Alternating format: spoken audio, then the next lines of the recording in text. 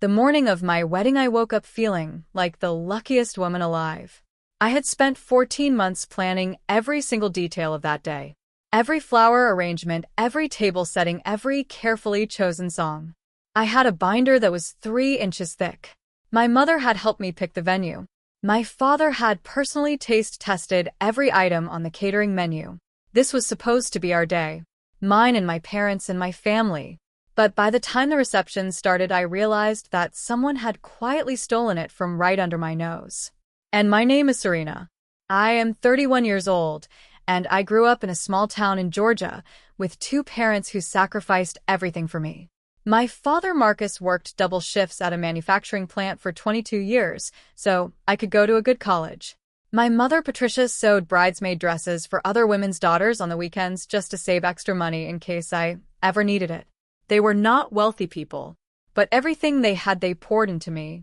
And when I got engaged to Daniel 18 months before our wedding, they cried tears of joy at the kitchen table of the same house I grew up in. And Daniel came from a very different kind of family.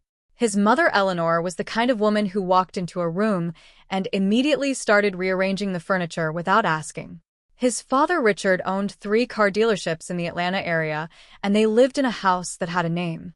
Not a street address. A name. Whitfield Manor. I should have paid closer attention to what that said about how they moved through the world. And when Daniel and I first got together, I was charmed by his family.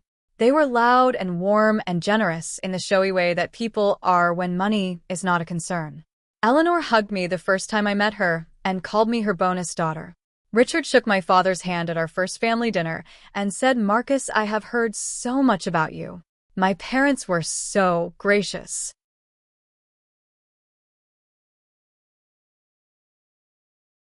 My mother complimented Eleanor's home. My father talked cars with Richard, even though he drove a 12-year-old pickup truck. Everyone smiled. Everything seemed fine. And the problem started about 6 months before the wedding, when Eleanor began offering suggestions. That is what she called them. Suggestions. But they did not feel like suggestions. They felt like corrections. And she suggested that we change the venue from the botanical garden my mother and I had fallen in love with to a country club where the Whitfield family had been members for 30 years. She suggested that we expand the guest list because there were so many people on their side who simply had to be included. She suggested that the color palette my mother and I had chosen was a little too casual for an evening event. Every conversation with Eleanor left me feeling like my vision for my own wedding was a rough draft that needed heavy editing. And I talked to Daniel about it more than once. He always said the same thing. "She means, well, Serena. She is just excited. She wants to be involved." And I believed him because I wanted to believe him. Because it was easier to believe him than to accept what I was starting to see clearly. And the month before the wedding, Eleanor called me on a Tuesday evening and asked if we could do lunch. I agreed. We met at a restaurant she chose, which was 45 minutes from my apartment and 15 minutes from her house. Over salads, she slid a piece of paper across the table. It was a revised seating chart for the reception. She had moved my parents from the table closest to the head table, which I had specifically reserved for them, to a table near the back of the room. In their place, she had seated her sister and her sister's husband and 2 cousins I had met exactly once. And I picked up that piece of paper, and I looked at her, and I asked her very calmly why she had moved my parents. She smiled and patted my hand and said that family seating at these events is really about making sure everyone is comfortable, and that her side of the family needed to be together because they had not seen each other in so long. I told her that my parents were family. She said, "Of course they are, sweetheart," and then she changed the subject. And I went home and I cried for 2 hours. Then I fixed the seating chart back to what I had originally planned, and I told myself that what happened at lunch was not going to define the wedding. I was wrong. And the day itself started beautifully. I got ready with my bridesmaids at a hotel downtown, and my mother was there with me the whole morning. She did my hair the way she used to, when I was little, sitting at her vanity. She pinned each piece with such care that I had to keep telling myself not to cry and ruin my makeup. When my father saw me in my dress in the lobby of the hotel, he pressed his hand over his mouth, and his eyes went red, and he said, "Serena, baby, you look just like your grandmother did." And I felt like everything was going to be okay. And the ceremony was perfect. Daniel cried at the altar. I cried at the altar. My father walked me down the aisle with so much dignity that I was proud just to hold his arm. My vows were the ones I had written myself at 2 in the morning 3 weeks before the wedding. Daniel's were beautiful too.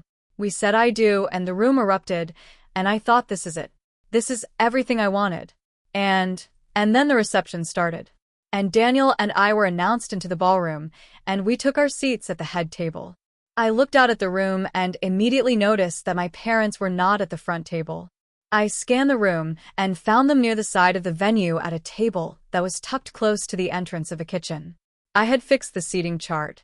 I had emailed the updated version to the coordinator myself. But somehow the chairs in front of my parents had ended up with 4 members of the Whitfield family sitting in them.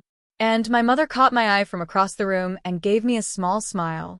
The kind of smile that says I am fine when the person is not fine. My father was looking down at the table. He was not talking to anyone. And before I could even process what I was seeing, Eleanor stood up from her seat and walked to the coordinator, who was holding the microphone, and said something to her. Within 60 seconds, Eleanor had the microphone in her hand and was addressing the entire room. And she gave a speech that lasted 11 minutes. I know because I timed it afterward when I watched the wedding video. 11 minutes. She talked about Daniel's childhood and Daniel's accomplishments and how she always knew her son would marry someone special. She mentioned me by name 4 times in 11 minutes, and each time it was in the context of what I brought to Daniel's life or how fortunate I was to be joining their family. She talked about Whitfield Manor and about their family legacy and about her late mother-in-law who Daniel had been very close to. And she did not mention my parents once. And not once. And when she finished, she handed the microphone back and sat down to applause, and Richard kissed her cheek, and his sister dabbed her eyes, and the whole table full of Whitfield family members nodded like they had just witnessed something deeply moving. And I looked at my parents. My father had his hands folded on the table. My mother's smile had not moved, but her eyes were glassy. They were sitting in a corner of the room that my husband's family had assigned to them, and no one had spoken about them. No one had acknowledged them. They were invisible at their own daughter's wedding. And something shifted inside me in that moment. It was not rage exactly. It was something quieter and more certain than rage. It was clarity. And I leaned over to Daniel, and I said, I am going to say something. He looked at me and said, what do you mean? I said, I am going to speak to our guests. He said, Serena, my mom just spoke, it would be weird. I looked at him, and I said, Daniel, this is my wedding too. And I stood up. And the coordinator saw me coming and handed me the microphone without hesitation. I stood at the front of the room, and I waited for the noise to settle. It took about 10 seconds. 300 people looked at me. I took one breath. And I said, I want to take a moment to talk about the people in this room, who made me who I am. I looked directly at my parents' table. I said, my father Marcus has worked with his hands every single day of my life to make sure I never went without. He drove me to every school event, every college visit, every appointment, without ever once complaining. He told me I was smart before I believed it myself.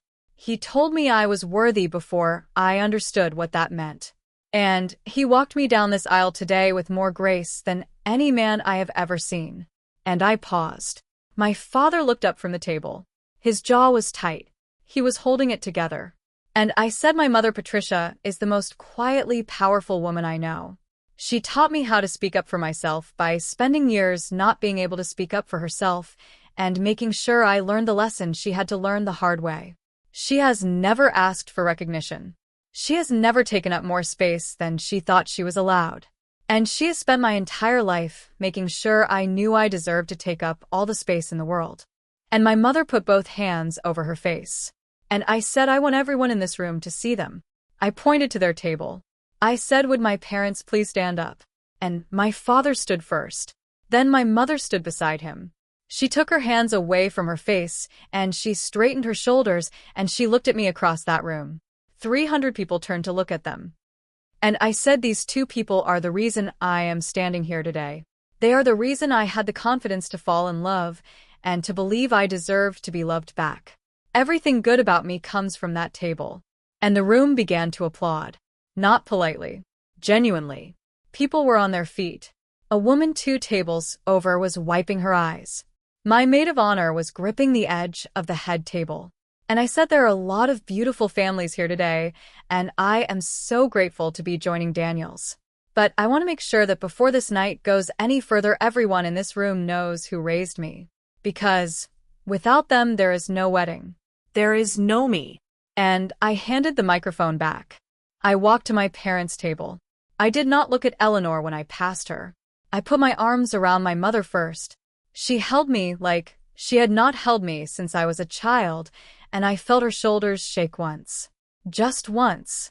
Then I turned to my father, and he hugged me, and he said in my ear in a voice so low no one else could hear it, "I am so proud of you, baby girl." And I went back to my seat at the head table. Daniel took my hand. He did not say anything for a long moment. Then he said, "I am sorry." I looked at him, and I said, "I know." I said, "We are going to talk about this." He said, "Yes, we are." And the rest of the reception was different after that. People came to my parents' table throughout the night.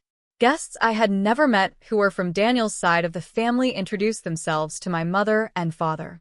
Richard Whitfield walked over at some point and shook my father's hand again and said, "Your daughter is something else, Marcus." My father said, "I know it." And my mother danced. She had not planned to dance because she said she did not want to embarrass me, but she danced that night. One of my cousins pulled her onto the dance floor, and she laughed in a way I had not heard since before her sister passed 3 years ago. And Eleanor did not speak to me directly for the rest of the evening. I noticed. I did not chase her. At one point I saw her watching me from across the room with an expression I could not fully read. It was not anger exactly. It looked more like recalibration, like she was adjusting something internal. And Daniel and I left for our honeymoon 2 days later. Before we got on the plane, he brought up the reception again. He said he had watched the video of my speech 3 times. He said he had not fully understood until he saw it recorded how invisible my parents had been made to feel. I asked him if he had known about the seating chart being changed again. He said no. I believe him. I believe he did not know because he had not been paying enough attention, and that was its own kind of problem. And we talked for a long time on that flight. About his mother. About patterns I had been excusing because I wanted to keep the peace. About the ways I had been shrinking myself to fit into a space that was never quite sized for me. He listened. Really listened. In a way he had not always done when Eleanor was the subject. And he said my mom has always been this way. I said I know. I said that is not a reason for it to continue. He said you are right. He said I should have handled things differently before the wedding, and I am going to handle things differently going forward. I said I need to see that in action, not just hear it. And when we got home from the honeymoon, Eleanor called. She asked if we could have lunch again. Same restaurant. I said I would meet her, but I chose a different restaurant this time. One that was equidistant between us. And we sat down and she ordered water, and she looked at me for a long moment before she spoke. She said, "Serena, I owe you an apology." I did not say anything. I let her continue. She said I have a tendency to take over, and I did not realize how much I had done that until I watched what happened at your reception. She said I never meant for your parents to feel invisible. She said, I am not sure I even realized that was what I was doing. And I said, Eleanor, I believe you did not intend it. I said intent and impact are 2 different things. I said my parents drove 7 hours to watch their only daughter get married, and they spent the first hour of the reception sitting near the kitchen while your family sat at the table I had reserved for them.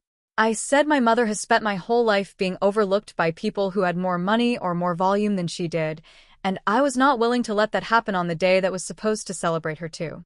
And Eleanor was quiet for a long time. Then she said, I think I understand. I do not know if she fully did. But she said it, and her voice was different than it had been at lunch 6 months before. Smaller. Less certain of its own authority. And I said, I want us to have a good relationship. I said, Daniel loves you, and I love Daniel, and that means we are going to be in each other's lives for a long time. I said, but I need you to understand that my family matters just as much as yours does. Not more, not less. The same. And she nodded. She said, I hear you. And that was 8 months ago. Things have not been perfect since then. Eleanor still has a tendency to lead with her own preferences and to assume that what works for her family works for everyone.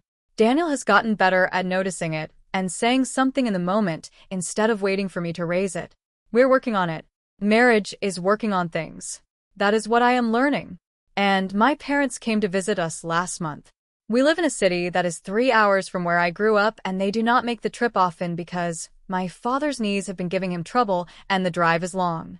But they came and they stayed for 5 days, and on the second night, I made the same chicken and rice dish my mother used to make on Fridays when I was growing up, and we sat at our kitchen table and played cards until 11 o'clock at night. And my father won 3 rounds and refused to let anyone forget it. My mother laughed at everything. Daniel did the dishes without being asked, and my father noticed and said, "That boy is all right, Serena." I said, "I know, Daddy. I know." And on the last morning before they left, I sat with my mother on the back porch while the coffee was still hot. She wrapped both hands around her mug the way she always does and looked out at the yard and said, "You know, I was not going to say anything about the seating at the reception." I said, "I know, Mama." She said, "I had decided on the way there that I was not going to let anything ruin your day." I said it would not have ruined my day. She said, "Honey, it is not my day to ruin. It is yours." I said, "Mama, it is yours too."